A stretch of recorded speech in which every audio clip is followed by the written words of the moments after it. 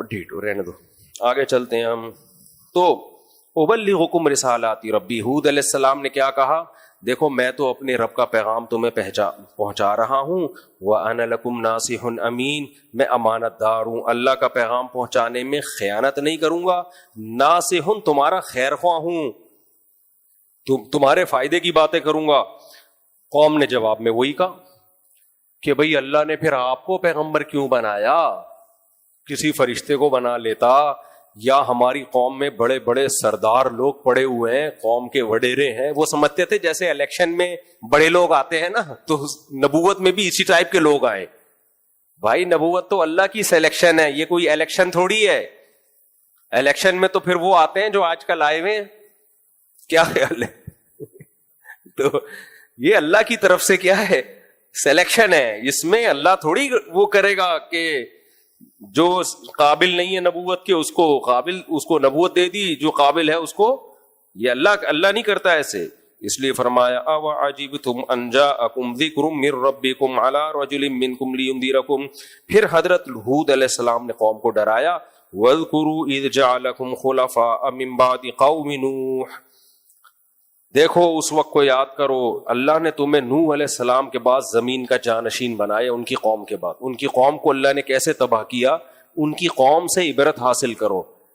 یہ زمین تمہیں وراثت میں کس نے دی ہے, اللہ نے دی ہے. تو آج تو تم بدماش بنے ہوئے ہو, دادا بنے ہوئے ہو زمین پہ. بڑے بڑے قد تھے بھائی, کھجور کے درختوں کے جتنے ان کے قد تھے, تو تم اس کے دادا بنے ہوئے ہو. یہ کس کا مالک کس نے بنایا تمہیں, اللہ نے بنایا ہے. وَزَادَكُمْ فِي الْخَلْقِ بَسْطًا, اور مخلوق میں تمہیں طاقت دی ہے اس نے, بہت مضبوط گرفت والا تمہیں بنایا, پاورفل, اکنومیکلی بھی بڑے مضبوط تھے اور جسمانی لحاظ سے بھی.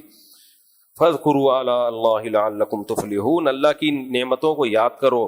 قَالُوا أَجِئْتَنَا لِنَعْبُدَ اللَّهَ وَحْدَهُ, قوم جواب میں کیا کہتی ہے, آپ اس لیے آئے ہو کہ ہم ایک اللہ کی عبادت پہ آ جائیں, اور ہمارے باپ دادے جن کو پوچھتے تھے ان کو چھوڑ دیں. ہمارا پریوار اور پرمپرا اور خاندانی روایات اور باپ دادا کا دین وہ سب ایسا ہی, ایک اللہ. تو فاتنا بما تعیدنا ان کنت من الصادقین, آپ ایسا کریں, بار بار عذاب سے ہمیں ڈرا رہے ہیں, عذاب لے آئیں, چھوڑیں یہ گل کیا ہو جائے گی, مک جائے گی. آپ سیدھا سیدھا عذاب لے آؤ. کیسے بے غیرت لوگ تھے یار, ذرا بھی اثر نہیں ہو رہا. کیا کہہ رہے ہیں کہ بھائی کیا لے آؤ, عذاب لے آؤ. قال قد وقع علیکم من ربکم رجس وغضب, جب یہ ہوا تو ہود علیہ السلام نے کہا دیکھو اللہ کی طرف سے اللہ کا غضب تو تم پہ آئے گا جو باتیں تم کر رہے ہو, لیکن میں تم پر حیران ہو رہا ہوں, ان پتھروں کے بنے ہوئے بت جن کو تم نے اپنے ہاتھ سے تراشا ہے, ان بتوں کے مقابلہ, ان بتوں کو کے فیور میں اللہ سے دشمنی لے رہے ہو. بڑی زبردست بات ہے یہ, اس کو سمجھو. اللہ سے دشمنی لے رہے ہو, کس کو فیور کر کے, ان بتوں کو. اس کی مثال ایسے ہے, آپ نے کسی کے فیور میں لڑائی کرنا شروع کر دی بڑے طاقتور سے, جس میں خطرہ ہے کہ وہ آپ کی کباب بوٹی بنا دے گا. آپ کے دوست کو پتا چلا, اس نے کہا یار میرا دوست کسی کے فیور میں لڑ رہا ہے اور جان ہتھیلی پہ رکھ کے لڑ رہا ہے اور مر نہ جائے تو میں جاؤں یار. میرا دوست جب کسی کے فیور میں لڑ رہا ہے تو وہ کوئی بڑی شخصیت ہوگی. وہاں گئے تو دیکھا کوئی چمار ہے, کوئی چرسی ہے, چپل چور ہے. تو آپ کیا بولو گے, ابے تو کسی کے فیور میں لڑ رہا ہوتا تو کوئی بادشاہ, کوئی شہزادہ, کوئی باپ ہوتا, تیری ماں ہوتی, تیرا بھائی ہوتا, تیری بہن ہوتی. تو لڑ چپل چور اور چرسی کے فیور میں اپنی جان دے رہا ہے, تو پاگل آدمی. سمجھ رہے ہو. تو ہود علیہ السلام نے اپنی قوم سے کہا کہ میں تمہیں دھمکی دے رہا ہوں کہ خدا کا عذاب آئے گا, اور تم فیور ان پتھروں کے بنے ہوئے بتوں کو کر رہے ہو. ان بتوں کی محبت میں دشمنی کس سے لے رہے ہو, اللہ سے. سمیتموہا انتم وآباؤکم, جن کے معبود ہونے کی تمہارے پاس کوئی دلیل نہیں, خود تم نے گڑھ لی ہیں, یہ نام ہے چند. ہر باطل آدمی یہی کچھ کر رہا ہوتا ہے. تو وہ کہنے لگے تمہارا مقابلہ مجھ سے نہیں ہے, تمہارا مقابلہ کس سے ہے, اللہ سے, ان کے فیور میں. یہاں ایک علمی نقطے کی بات ہے, یہ ٹاپک سے ہٹ کر ہے اور مختصر ہی کروں گا اس کو میں. یہ خوب سمجھ لو. ہم جب یہ کہتے ہیں نا 20 رکعت تراویح سنت, خواتین کا سمٹ کے نماز پڑھنا سنت, 3 طلاقیں 3 ہوتی ہیں, تو لوگ کہتے ہیں کہ تم علماء دیوبند کو فیور کر رہے ہو, تم اپنے مسلک کو فیور کر رہے ہو, اور ہم قرآن و حدیث کو فیور کر رہے ہیں. نہ نہ نہ نہ, یہ بہت غلط تعبیر ہے. ہم فیور کر رہے ہیں چاروں ائمہ کو جو تابعین تبع تابعین کے دور میں تھے, جن کو پوری امت نے فالو کیا ہے. تو ہمارا مقابلہ آپ قرآن و حدیث سے نہ کرایا کرو, نہ نہ نہ نہ, یا علماء دیوبند کے فیور میں نہیں. آپ ہمارا مقابلہ کراؤ ان لوگوں سے جو قرآن و حدیث کی وہ تشریح کر رہے ہیں جو آج کی جا رہی ہے, اور ایک قرآن و حدیث کی وہ تشریح ہے جو تابعین تبع تابعین کے دور میں کمپلیٹ ہو کے لا اور قانون کا حصہ بن چکی تھی. تو ہم اس تشریح کو فیور کر رہے ہیں. قرآن و حدیث کو ہم بھی مانتے ہیں, آپ بھی مانتے ہیں. قرآن و حدیث کی ایک تشریح وہ ہے جو تابعین تبع تابعین اور ائمہ نے کر لی ہے. تبھی تو دیکھو 3 طلاق میں بار بار کہتا ہوں, کوئی ایک صحابی تو دکھاؤ نا, کوئی ایک اجل تابعی دکھاؤ جس نے 3 کو 1 کہا ہو. تو یہ کیسا قرآن و حدیث ہے جو آپ کی سمجھ میں آ رہا ہے اور ان کی سمجھ میں نہیں آیا تھا. تو جب ہم اس کا دفاع کرتے ہیں تو دفاع میں علماء دیوبند کا یا اپنے بزرگوں کا دفاع نہیں ہوتا, دفاع میں ان ائمہ محدثین کا دفاع ہوتا ہے جن پر پوری امت اعتماد کرتی آئی ہے. ان کا مقابلہ ان سے کیا کرو. آپ پھر بولو بھائی انجینئر مرزا نے کہا ہے, انجینئر مرزا کا کلپ میں نے ابھی تراویح میں ریکارڈ کرانے والا, اس نے بولا کہ دیوبندی بریلوی کہتے ہیں کہ تراویح 20 رکعت ہوتی ہے.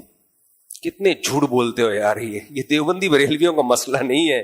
ابو حنیفہ, مالک, شافعی, احمد ابن حنبل, امام احمد جو امام بخاری کے استاذ ہیں, امام شافعی جو امام احمد کے استاذ ہیں, اور امام ابو حنیفہ جو امام شافعی کے دادا استاذ ہیں, اور امام مالک جو ان سب کے استاذوں کے استاذ ہیں. یہ سب کیا کہتے ہیں, کم سے کم کتنی رکعتیں ہیں, 20. تو انجینئر علی مرزا کو جو کلپ ریکارڈ کروانا چاہیے ان چاروں اماموں کے خلاف ریکارڈ کروانا چاہیے. وہ کروا رہے ہیں میرے خلاف, وہ کروا رہے ہیں علماء دیوبند کے خلاف. تو آپ یوں بولو کہ ان چاروں نے قرآن و حدیث کی غلط تشریح کی ہے. تو جو گالیاں آپ نے علماء دیوبند کو یا بریلویوں کو یا ہمیں دی ہیں وہ ہمیں مت دو. آپ کس کو دو, آپ ان کو دو. سمجھ رہے ہو کہ نہیں سمجھ رہے؟ اس کی میں ایک آسان مثال دیتا ہوں. دیکھو اگر کوئی شخص یہ کہتا ہے ان مولویوں نے 5 نمازیں فرض کر کے دین کا بیڑا غرق کر دیا, یہ مولویوں نے لوگوں کو صرف غیر ضروری نمازوں پہ لگا دیا, مولوی ایسے مولوی ایسے, تو مولوی اپنے دفاع میں کیا کہے گا, بھائی میں نے نہیں لگایا, یہ تو قرآن نے لگایا ہے. تو ہمیں برا کہنے کے بجائے کس کو بولو, معاذ اللہ قرآن کو. تو وہ قرآن کو نہیں بول پائے گا. تو اسی طرح جب بھی کوئی اہل حدیث بولا کرے نا ان حنفیوں نے اندھی تقلید میں حکم دے دیا کہ عورتیں سمٹ کے نماز پڑھیں, ان حنفیوں نے اندھی تقلید میں حکم دے دیا کہ تراویح 20 رکعت ہے, ان حنفیوں نے اندھی تقلید میں حکم دے دیا کہ 3 طلاقیں 3 ہوتی ہیں, تو ان سے بولا کرو بھائی یہ حنفیوں نے نہیں, حنفیہ کے نزدیک, مالکیہ کے نزدیک, شافعیہ کے نزدیک, حنابلہ کے نزدیک ان چاروں ائمہ کا اس پر اتفاق ہے. تو آئندہ جب آپ کلپ ریکارڈ کروائیں تو یہ نہ کہا کریں انجینئر ورسز مفتی طارق مسعود, قالی خلیل ورسز مفتی طارق مسعود. نہ نہ نہ نہ نہ, یہ آپ قوم کو کیا دے رہے ہیں, دھوکہ. یہ وہی سیکولر لوگ جو اسلام کو برا نہیں کہتے, اسلامی حکام کو برا کہنا شروع کر دیتے ہیں یا مولویوں کو برا کہنا شروع کر دیتے ہیں.